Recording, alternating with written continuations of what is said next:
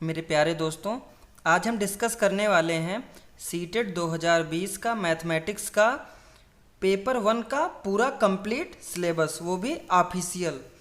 तो आइए देखते हैं सबसे पहले हम क्या सीखेंगे इसमें। तो इसमें आज हम डिस्कस करेंगे कि किस किस चैप्टर में क्या क्या पूछा जाता है, चाहे वो हो विषय वस्तु का यानी कंटेंट हो और चाहे वो पेडागोजी हो, किस किस चैप्टर में क्या क्या चीज़ पूछी जाती हैं। तो आइए अब शुरुआत करते हैं। नमस्कार मेरे प्यारे दोस्तों, श्री शिव साई कोचिंग के यूट्यूब चैनल पर आप सभी का स्वागत है। मैं हूं विष्णु सारस्वत। आइए अब शुरुआत करते हैं सीटेट 2020 मैथमेटिक्स का सिलेबस।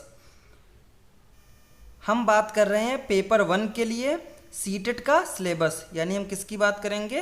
पेपर 1 की बात करेंगे, जिसको हम प्राइमरी बोलते हैं, जो 1 से 5 तक के लिए होता है। तो सबसे पहले जान लीजिए कि जो टोटल प्रश्न होते हैं वो कितने होते हैं?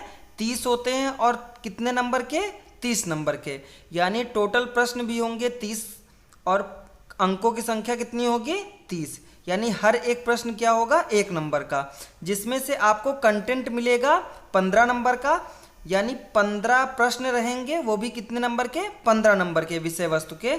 और पेडागोजी मिलेगी 15 नंबर की, वो भी कितने प्रश्न रहेंगे? 15 नंबर के। यानी कंटेंट आता है 15 नंबर का और पेडागोजी भी कितने आती है? 15 नंबर की आती है। तो अब आइए शुरुआत करते हैं। सबसे पहले पढ़ना है आपको ज्यामितीय पढ़ना है। ज्यामितीय में आप क्या पढ़ोगे? बिंदु पढ़ोगे, रेखा पढ़ोगे, किरण पढ़ोगे, है ना, कोण पढ़ोगे। उसके बाद त्रिभुज भी पढ़ना है, चतुर्भुज भी पढ़ना है, बहुभुज भी पढ़ना है। ये सभी किस में आएगा? ज्यामितीय में आएगा। आकार और स्थानिक समझ, ये भी क्या है? ज्यामितीय का एक पार्ट है। अगला है हमारे चारों ओर विद्यमान ठोस पदार्थ। तो ये कौन सा होगा? हमारे चारों ओर विद्यमान ठोस पदार्थ क्या होते हैं? ये 3D आकृति होती है, जैसे घन हो गया, घनाभ हो गया, गोला हो गया, शंकु हो गया, बेलन हो गया। ये सभी किस में आएंगे? हमारे चारों ओर विद्यमान ठोस पदार्थ में आएंगे।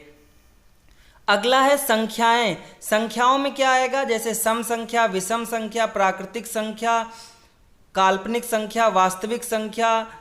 ये सभी क्या होंगी? संख्याओं में आएंगी। यानी संख्याओं के बिना आप मैथ पढ़ नहीं सकते। सबसे पहले आप अगर पढ़ना स्टार्ट करें मैथ, अगर आपको मैथ में प्रॉब्लम है, पढ़ना स्टार्ट करें, तो आप सबसे पहले संख्याओं वाला वीडियो देखें, उसके बाद आप और सभी को पढ़ें।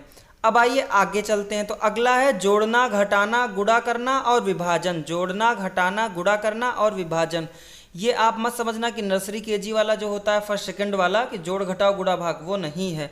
इसमें आप वो भी पा सकते हो, है ना, सिंपल वाले। और आप पाओगे इसमें दशमलव वाले, दशमलव के जोड़, दशमलव के घटाओ, दशमलव के गुणा, दशमलव के भाग। और आप पा सकते हो भिन्नों वाले, यानी भिन्नों का जोड़, भिन्नों का घटाओ, भिन्नों का गुणा और भिन्नों का भाग। तो कुल मिला के आपको जोड़ना, घटाना, गुणा भाग करना, ये दशमलव के रूप में भी आ सकता है, भिन्न के रूप में भी आ सकता है और मिक्स भी आ सकता है सरलीकरण के रूप में। अब आइए आगे बढ़ते हैं। तो अगला क्या है? अगला है मापन। जैसे किलोमीटर हो गया, मीटर हो गया, है ना, इन सबको आपस में बदलना। भार हो गया, जैसे किलोग्राम हो गया, है ना, ग्राम हो गया।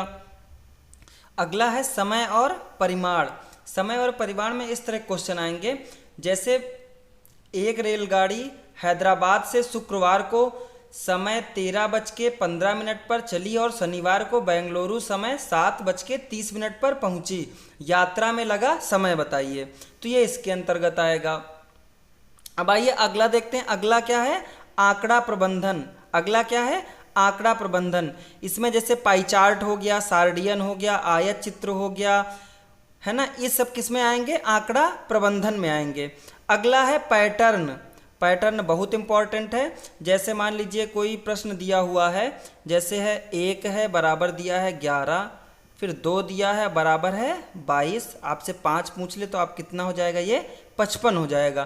तो ये किसके अंतर्गत आ गया? ये पैटर्न के अंतर्गत आ गया।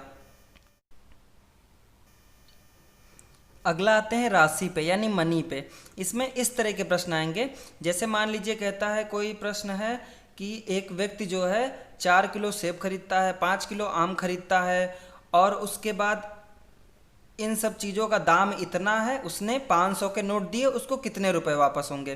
तो ये किस में आता है, मनी में या राशि में, इस तरह के प्रश्न आते हैं। इन सब टॉपिक के साथ साथ आपको क्या क्या देख लेना है, इन सब टॉपिक के साथ आप देख लेना थोड़ा HCF हो गया, LCM हो गया, है ना, इकाई परिवर्तन हो गया, है ना, थोड़ा औसत देख लेना है, आप थोड़ा सरलीकरण आपको देख लेना है, थोड़ा भिन्न संख्याओं के बारे में आपको जानकारी होनी चाहिए, जैसे वर्ग वर्गमूल हो गया, ये भी आपको देख लेना है ना। तो इन सबको देखने के बाद आपका सिलेबस पूरा क्या होगा, कंप्लीट हो जाएगा। क्योंकि कभी कभी क्वेश्चन जो है 2 4 6 बाहर से पूछ लिए जाते हैं। अब आइए चलते हैं गणित शिक्षण शास्त्र पे। अब आगे देखते हैं क्या है, अध्यापन संबंधी मुद्दे।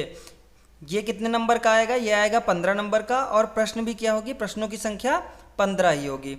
अध्यापन संबंधी मुद्दे कहिए या फिर पेडागोजी कहिए, मैथ्स पेडागोजी हो गई, या फिर इसे कहिए गणित शिक्षण शास्त्र, बात एक ही है। तो इसमें हम पहला टॉपिक क्या पढ़ेंगे, गणितीय या तार्किक चिंतन की प्रकृति, जिसमें हम पढ़ेंगे बालक के चिंतन एवं तर्कशक्ति, पैटर्नों तथा अर्थ निकालने और अधिगम की कार्यनीतियों को समझना। तो गणित की प्रकृति कैसी होती है, गणित की प्रकृति होती है तार्किक, बहुत आसान है। गणित में मापन सीखेंगे हम, संख्याओं के बारे में जानेंगे और स्थान के बारे में जानेंगे। गणित की भाषा बहुत आसान होती है, स्पष्ट होती है और क्या होती है, उपयुक्त होती है। और गणित में आगमन के लिए पर्याप्त सीमा भी होती है। तो गणित जो है बहुत इंपॉर्टेंट है हर एक क्षेत्र में। गणनाओं का विज्ञान भी गणित होती है ना, गणित को क्या कहते हैं, गणनाओं का विज्ञान भी कहते हैं। गणित संख्याओं एवं स्थान का विज्ञान भी इसे कहते हैं। कोई दिशा हो गई, माप हो गई, तौल हो गई, मात्रा हो गई, ये सभी क्या है, गणित ही है। गणित के अंतर्गत संबंधों तथा तथ्यों का अध्ययन भी किया जाता है। गणित क्या होती है, प्रायोगिक होती है और क्या होती है, आगमनात्मक होती है। अब आइए अगला टॉपिक देखते हैं। अगला टॉपिक क्या है, अगला क्या है, पाठचर्या में गणित का स्थान, इसको भी हम सीखेंगे। अगला क्या है, गणित की भाषा। गणित की भाषा कैसी होती है, गणित में अंक, अक्षर, चिन्ह आदि संक्षिप्त संकेतों का विज्ञान है ये। गणित में पद, सिद्धांतों, सूत्रों और संकेतों को गणित की भाषा में सम्मिलित किया जाता है। इसके ज्ञान का निश्चित तथा ठोस आधार होता है जिससे उस पर विश्वास किया जा सकता है। गणित में संख्यात्मक निष्कर्ष प्रदत्तों और संख्यात्मक सूचनाओं के आधार पर निकाले जाते हैं। अगला क्या है, सामुदायिक गणित। सामुदायिक गणित क्या होती है, बालक को जो प्रारंभ से ही समाज के लिए योग्य नागरिक बनाने में सहायक करे वही आदर्श शिक्षा है। बचपन से ही बालक को समाज के अच्छे नागरिक बनने के लिए प्रेरित करे, है ना।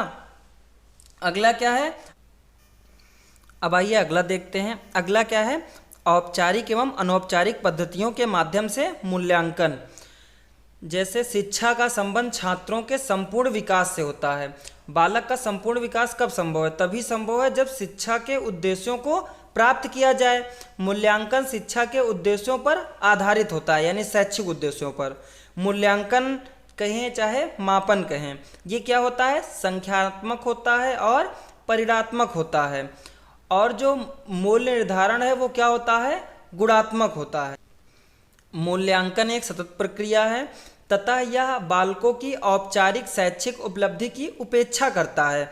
व्यक्ति के विकास में अधिक रुचि रखता है। यह व्यक्ति के विकास को उसकी भावनाओं, विचारों तथा क्रियाओं से संबंधित वांछित व्यवहारगत परिवर्तनों के रूप में व्यक्त करता है।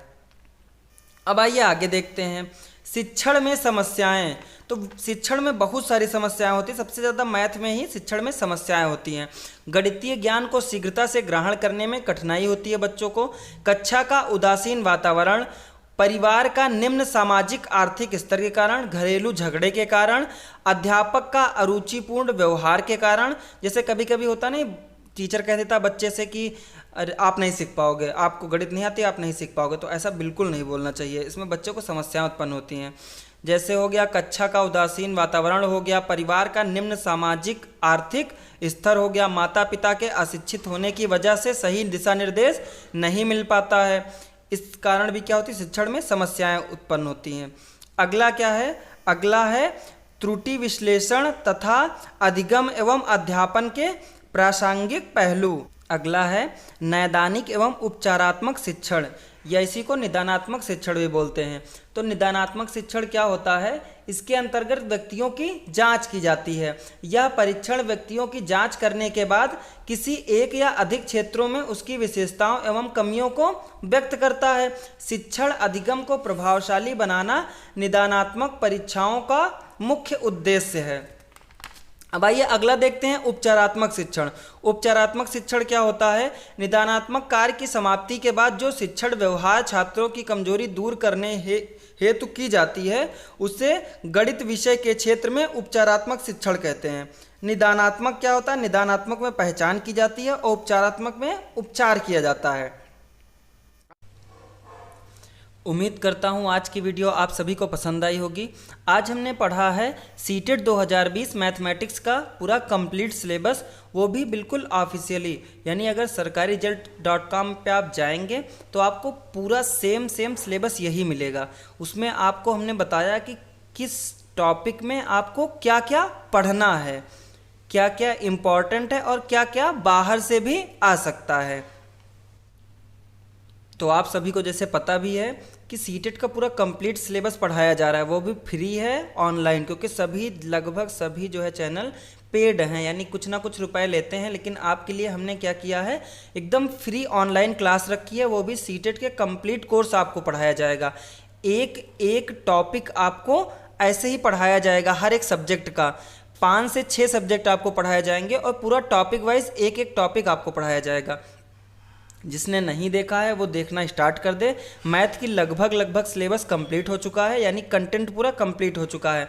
केवल क्या बचा है? केवल पेडागोजी बची है, यानी गणित शिक्षण शास्त्र बचा हुआ है। इस वीडियो में भी आपको लिंक मिल जाएगी, आप उन सभी वीडियो को देख सकते हैं जिनको जो है 1-1, 2-2, 3-3 घंटे में कंप्लीट किया गया है। मतलब ढूंढ के हर जगह से बनाया गया है, जिससे आपका सिलेबस पूरा कंप्लीट हो सके, एक भी शब्द आपका ना छूट जाए। इतनी मेहनत आप सभी के लिए की जा रही है तो आप थोड़ी सी मदद तो कर ही सकते हैं। केवल आपको क्या करना है? केवल आपको चैनल को सब्सक्राइब करना है, लाइक करना है, शेयर करना है। जितने ज़्यादा आप शेयर करोगे उतना ही आपको और आपके दोस्तों को भी फ़ायदा होगा। और एक सब्सक्राइब करने से, एक लाइक करने से केवल जो है हमें मोटिवेशन मिलेगा और हम आपके लिए लगातार अच्छे वीडियो ला सकेंगे। मिलते हैं अगले वीडियो में, तब तक के लिए जय हिंद, जय भारत।